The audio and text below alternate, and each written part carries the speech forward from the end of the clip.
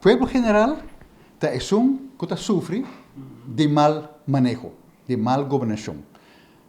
Pero nós não perseguimos que o sistema que o povo quer depender, delegar nas responsabilidades riba grupito de partido político. Mita quer que toda gente assumir na corresponsabilidade e pensa, ok, nós que forma parte da solução.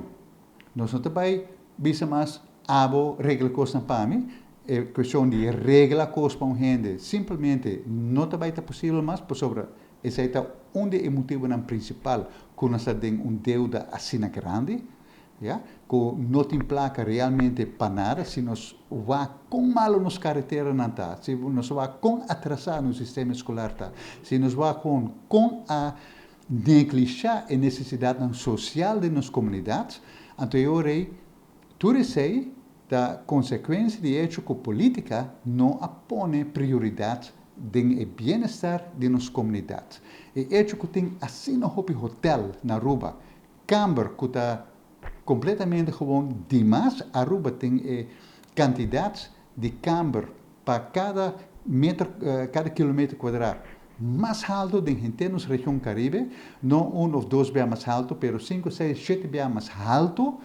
Essa é uma situação totalmente peligrosa, inaceitável e com certo momento lo riba-nos na caída. Para sobre toma, por exemplo, o projeto de Port City, projeto totalmente obsoleto. Para sobre também se colobin com boutique hotel, também se colobin centro comercial, mas tem câmara de hotel demais caba, hobby demais, tem centro comercial baixo, não tem necessidade, também se que ele percorrer para emprego de gente, mas não por ganhar personal, que men argumento não para vir com um projeto assim está totalmente sem base.